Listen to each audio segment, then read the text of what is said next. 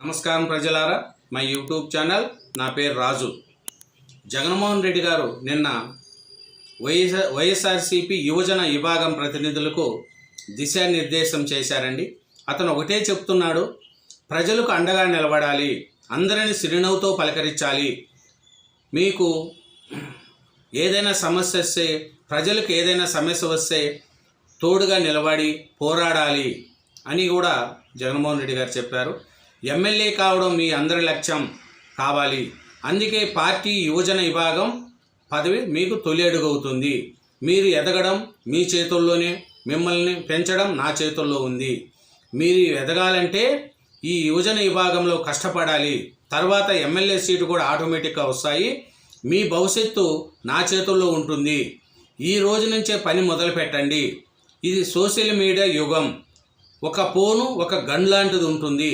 ప్రతిపక్షంలో ఉన్నప్పుడే నాయకుడిగా ఎదిగేందుకు అవకాశము. మీకు సోషల్ మీడియా అనేది ఒక యుగం లాంటిది. మీ ఫోనే మీకు గన్ లాంటిది. కాబట్టి ఒక ఫోన్ ఉంటే చాలు, మీరు సోషల్ మీడియాను ఎలా అయినా యూజ్ చేసుకోవచ్చు అనేది జగన్మోహన్ రెడ్డి గారు చెప్తున్నారు. అదే ప్రతిపక్షంలో ఉన్నప్పుడే నాయకుడిగా ఎదగడం మంచి అవకాశం కూడా ఉంటుంది. కానీ విలువలు విశ్వనీయత చాలా ముఖ్యము. నేను ఏనాడు ఆ రెండింటిని విడిచిపెట్టలేదు. జగన్మోహన్ రెడ్డి గారు చెప్తున్నారండి, ఏమనంటే విలువలు విశ్వనీయత చాలా ముఖ్యము, నేను ఏనాడు ఆ రెండింటిని విడిచిపెట్టలేదు కూడా అంటున్నారు. అది జగన్మోహన్ రెడ్డి గారు చెప్తున్నారండి. విలువ విశ్వనీయత అంటే రాజకీయ నాయకులకే తెలుస్తుంది, అది ప్రజలకు అర్థం కాదు. ఎందుకంటే అధికారంలో ఉన్నప్పుడు విలువ విశ్వనీయత గుర్తురావు. అధికారం పోతే ఏ రాజకీయ నాయకుడికైనా విలువలు విశ్వనీయత, రైతులు, ప్రజలు అప్పుడు గుర్తు వస్తారు. అదే అధికారంలో ఉన్నప్పుడు రైతులు, ప్రజలు ఎవరు గుర్తురారు. పదవి పోతే ఓదార్పు యాత్రలు, రైతులు, ప్రజలు అప్పుడు రాజకీయ నాయకులకు వస్తారు. అదే జగన్మోహన్ రెడ్డి గారు చేసింది అదే. 5 ఏళ్ళు అధికారంలో ఉన్నప్పుడు ప్రజల జోలికి వెళ్ళలేదు, రైతులను ఓదార్చలేదు.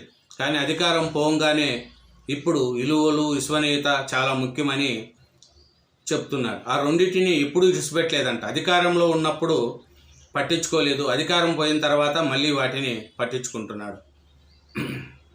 అమ్మతో కలిసి ఈ ప్రస్థానం మొదలుపెట్టా, విలువలకు కట్టుబడే రాజకీయాలు చేశా, హామీలు ఎగ్గట్టు విధానాన్ని ఎండగడుతూ ఈ సర్కారును నిద్ర లేపుతున్నాము.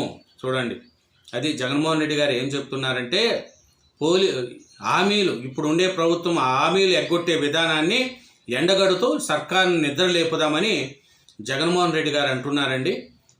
జగన్మోహన్ రెడ్డి గారు ఏం చెప్తున్నారంటే, చంద్రబాబు నాయుడు గారు హామీలన్నీ ఏమీ చేయలేదు, ఇది సూపర్ మోసపు పాలన, ఏడాదిలోనే రాష్ట్రాన్ని పతన అంచులకు చేసినాడు చంద్రబాబు నాయుడు, సూపర్ 6 సహా 143 హామీలు గాల్లో కలిసిపోయినాయి అనేది కూడా వైఎస్ఆర్సీపీ వాళ్ళు చెప్పేదండి. రైతులను చంద్రబాబు నాయుడు గారు పట్టించుకోలేదు. అదే మేము ఉన్నప్పుడు రైతులను అందరినీ పట్టించుకున్నాము. ఇప్పుడు జగన్ జగన్ అని జనాల్లో కూడా అంటున్నారు. అది కూడా చెప్తుంది. అలాగే జగన్మోహన్ రెడ్డి గారు కూడా పాదయాత్ర చేసే ఆలోచనలో కూడా ఉన్నారండి. ఎందుకంటే మళ్ళీ పాదయాత్ర చేస్తా, కడప జిల్లా టూర్ తర్వాత మొదలు పెడతా, వైసీపీ బలోపేతానికి జిల్లాల పర్యటన అని జగన్మోహన్ రెడ్డి గారు అంటున్నారండి. యువజన విభాగానికి జోన్ల వారీగా వర్కింగ్ ప్రెసిడెంట్లు కూడా పెడతా అన్నారండి జగన్మోహన్ రెడ్డి గారు. ఎందుకంటే పదవి పోయిన తర్వాత పాదయాత్ర చేస్తామనేది రాజకీయ నాయకులు ఏముందండి, పదవిలో ఉంటే పాదయాత్రలు గుర్తురావు. 5 ఏళ్ళు ఏం చేసినామని జగన్మోహన్ రెడ్డి గారు కూడా గుర్తించుకొని ఉంటే ఈ పరిస్థితి వచ్చేది కాదు. పదవి పోగానే పాదయాత్రకు మొదలు పెడతారు. ఏ రాజకీయ నాయకులైనా అంతే.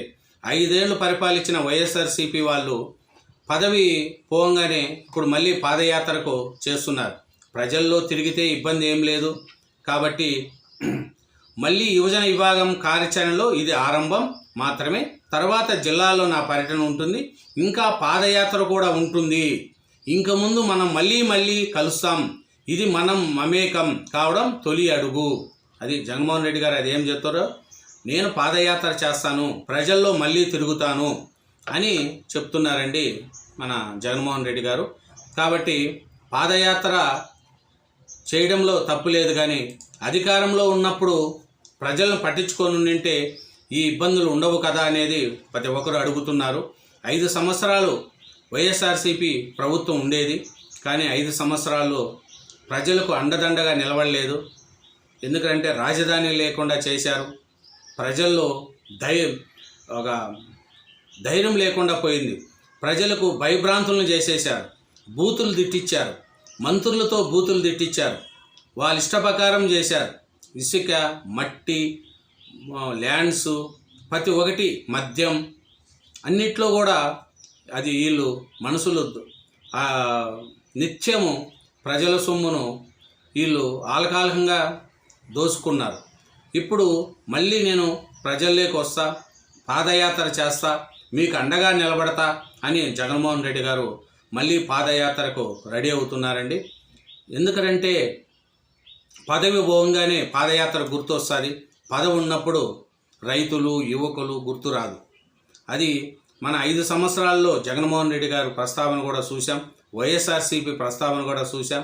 ఒక్కొక్క మంత్రులు ఎలా బూతులు మాట్లాడినారు, ప్రజల్ని ఎలా ఇబ్బంది పెట్టారు, అమరావతిని ఎలా హేళన చేశారు. మీరే ఆలోచించండి. మద్యపాన నిషేధం అన్నారు, సొంత బ్రాండ్లు మద్యం అమ్మేశారు. అలాగే జగన్మోహన్ రెడ్డి గారు ఎలా చేశారు పాలన అనేది కూడా తెలిసే ఉంటుంది. సొంతం చిన్నాన్న వివేకానంద రెడ్డి గారిని ఎవరు చంపారో కూడా ఇంతవరకు తేలట్లేదు. కొంతమంది వైఎస్ షర్మిల గారు కానీ, సునీతారెడ్డి గారు కానీ వివేకానంద రెడ్డి గారిని చంపిన అంతకులను పక్కన పెట్టుకొని ఉన్నారని కూడా వాళ్ళు కూడా విమర్శిస్తున్నారు. సొంతం చెల్లెలకే న్యాయం చేయలేదు, తల్లి చెల్లెలకు న్యాయం చేయలేదు జగన్మోహన్ రెడ్డి గారు. ప్రజలకు ఏం న్యాయం చేస్తారనేది కూడా ప్రజలు ఆలోచించారు. అందుకే 11 సీట్లకు పరిమితం చేశారండి. కాబట్టి మళ్ళీ నేను పాదయాత్ర చేస్తాను, ప్రజలను కలుస్తాను అని జగన్మోహన్ రెడ్డి గారు ప్రజల్లోకి రావాలనుకుంటున్నారండి. వస్తే మంచిదే. ప్రజలు యాక్సెప్ట్ చేస్తే దానికి మనం ఏం చేయలేం. అంతా ప్రజల చేతుల్లో ఉంటుంది. కాబట్టి జగన్మోహన్ రెడ్డి గారు ప్రజల్లో తిరగాల. చేసిన తప్పులు సరిదిద్దుకొని ముందుకు పోతే రాజకీయానికి ఎప్పుడైనా భవిష్యత్తు ఉంటుంది. జగన్మోహన్ రెడ్డి గారికి సీఎం అవడానికి కూడా, మళ్ళీ అవడానికి కూడా అవకాశాలు ఉన్నాయి. అతను ఒక యువకుడు కాబట్టి రాజశేఖర రెడ్డి బిడ్డగా అతను గుర్తింపు ఉంది. వైఎస్ రాజశేఖర రెడ్డి గారి బిడ్డగా గుర్తింపు ఉంది. కాబట్టి చేసిన తప్పులను సరిదిద్దుకోవాలా. అంతే తప్ప నేను ఇదే చేశాను, ఇదే కరెక్ట్ అంటే కాదు. అతని దగ్గరుండే సలహాదారులను మార్చుకోవాలా. ఎందుకంటే వాళ్ళు ఇచ్చే సలహాలు మంచి సలహాలు కాదు. కాబట్టి ఇప్పుడు రోజా గారు, లక్ష్మీ పార్వతి గారు, విడుదల రజనీ గారు, కొడాలి నాని గారు, వలభనేని వంశీ గారు, అనిల్ కుమార్ యాదవ్ గారు, ఇట్లా చాలామంది ప్రజలను బూతులు తిట్టారు. ఆ బూతులే వైఎస్ఆర్సీపీకి చెడ్డ పేరు వచ్చినాయి. అలాంటి వాళ్ళను కూడా మనం దూరం నుంచి పెట్టాం. ఇది జగన్మోహన్ రెడ్డి గారు నిన్న యువజన విభాగం ప్రతినిధులకు జగన్ నిర్దేశం చేశారండి. కాబట్టి జగన్మోహన్ రెడ్డి గారు మళ్ళీ పాదయాత్ర చేస్తా అంటున్నారు. అది విలువలు విశ్వనీయతకే పెద్దపీట అంటారండి. ఆ విలువలు విశ్వనీయత అంటే రాజకీయ నాయకులకే తెలుస్తుంది. కాబట్టి అందరికీ అర్థం కాదు. విశ్వనీయత అంటే ఏంది, విలువలు అంటే ఏంది. విలువలు ప్రకారం జగన్మోహన్ రెడ్డి గారు చేసి ఉండింటే 11 సీట్లకు ఎందుకు వస్తాయి చెప్పండి. అదే నేను చేసేది. ఇది 2011లో పార్టీని స్థాపించాము. నేను కాంగ్రెస్ బయటకు వచ్చినప్పుడు నా వెనక ఎవరు లేరు. నేను, అమ్మ ఇద్దరం కాంగ్రెస్ నుంచి బయటకు వచ్చాం. మా ఇద్దరితోనే పార్టీ ప్రస్తావన మొదలైంది. అప్పుడు నాతో రావడానికి కొందరు సిద్ధం కాగా ఇప్పుడు నా పరిస్థితి ఆగాగోచరంగా ఉంది. కాబట్టి నాతో రమ్మని చెప్పను. రాజకీయంగా తెరదెగుతూ పోతావు అంటున్నారు. అలాంటి పరిస్థితుల్లో నాతో రమ్మని చెప్పలేను. దేవుడు దయదలిసి పరిస్థితులను చక్కబడినప్పుడు, నేను బాగుపడినప్పుడు రమ్మని చెప్పా. అందుకంటే ఇప్పుడు నేను కేంద్రం, రాష్ట్రం అధికారంలో ఉన్న కాంగ్రెస్తో ఢీ కొడుతున్నా. నా రాజకీయ జీవితంలో ఎప్పుడూ విలువలు విశ్వనీయతకే అధిక ప్రాధాన్యత ఇచ్చా. ఎన్ని కష్టాలు వచ్చినా ఏ రోజు వాటిని విషయంలో రాజీ పడలేదు అని 2011లో జగన్మోహన్ రెడ్డి గారు కాంగ్రెస్ నుంచి బయట వచ్చినప్పుడు నా వెనకంటూ వస్తూ ఉంటే వద్దు, ఇప్పుడు నేనే ఇబ్బందుల్లో ఉన్నాను, మీ రాజకీయ జీవితం పోగొట్టుకొని నా వెనకంటే రావద్దు అని కూడా అప్పట్లో అన్నాడని జగన్మోహన్ రెడ్డి గారు చెప్తున్నారండి. కాబట్టి విలువలు విశ్వనీయత అని పెద్దపీట అంటున్న జగన్మోహన్ రెడ్డి గారు మళ్ళీ విలువలు విశ్వనీయత ఏమిటో ప్రజలు అర్థం చేసుకున్నారు. ఎందుకంటే ప్రజలు మంచి చేస్తే మంచి అంటారు, చెడు చేస్తే చెడు అంటారు.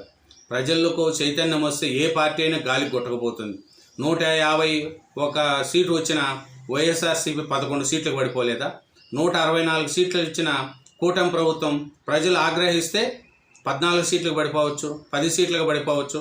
కాబట్టి ప్రభుత్వం అధికారంలో ఉన్నప్పుడు ప్రజల మనసును గెలుచుకుంటే ఏ నాయకుడైనా ప్రజల్లో నిలిచిపోతాడు. కానీ అధికారంలో ఉన్నప్పుడు ప్రజల సొమ్ములను తినేసి అధికారం పోయిన తర్వాత మళ్ళీ రాజకీయ నాయకులు మేము పాదయాత్రలు చేస్తాం, మళ్ళీ నాకు ఓట్లు వేయండి అంటే అది 5 సంవత్సరాలు చేసి ఒకసారి పాదయాత్ర చేస్తే రెండోసారి పాదయాత్రకు ప్రజలు విముక్త చూపుతారు. ఎందుకంటే మొదటి తడవ పాదయాత్ర చేసిన నాయకులే ఓట్లలో గెలుస్తూ వచ్చారు. కాబట్టి రాజశేఖర రెడ్డి గారు చూడండి, 2004లో పాదయాత్ర చేశారు, సీఎంగా వచ్చారు. చంద్రబాబు నాయుడు గారు పాదయాత్ర చేశారు, సీఎం అయ్యారు. లోకేష్ పాదయాత్ర చేశారు, సీఎం అయ్యారు. వైఎస్ జగన్మోహన్ రెడ్డి గారు పాదయాత్ర చేశారు, సీఎం అయ్యారు. జగన్మోహన్ రెడ్డి గారికి షర్మిల గారు కూడా చాలా కష్టపడారు. కానీ షర్మిల పరిస్థితి ఇప్పుడు ఎలా ఉందో బయట ఆయన బాధలు ఆయన పడుతుంది. కాబట్టి ఇదేనండి జగన్మోహన్ రెడ్డి గారు యువజన విభాగం ప్రతినిధులకు జగన్ దిశానిర్దేశం చేశారండి. కాబట్టి జగన్మోహన్ రెడ్డి గారు మళ్ళీ పాదయాత్ర చేస్తూ అంటున్నారు. కాబట్టి ప్రజలు ఎంతవరకు యాక్సెప్ట్ చేస్తారు, మళ్ళీ అతను సీఎం చేస్తారా చేయరా అనేది కూటమి ప్రభుత్వం చేసే పనుల్లో ఉంటుందండి. కూటమి ప్రభుత్వం కూడా తప్పులు చేస్తుంది. కాబట్టి దానికి కూటమి ప్రభుత్వం తప్పులను సరిదిద్దుకొని ప్రజలకు దగ్గరైతే మళ్ళీ ప్రజలు ఆదరిస్తారు, లేదంటే ఇంకొకరిని ఎన్నుకుంటారు. ఇది థ్యాంక్ యూ వెరీ మచ్ అండి. నా ఛానల్ సబ్స్క్రైబ్ చేయండి.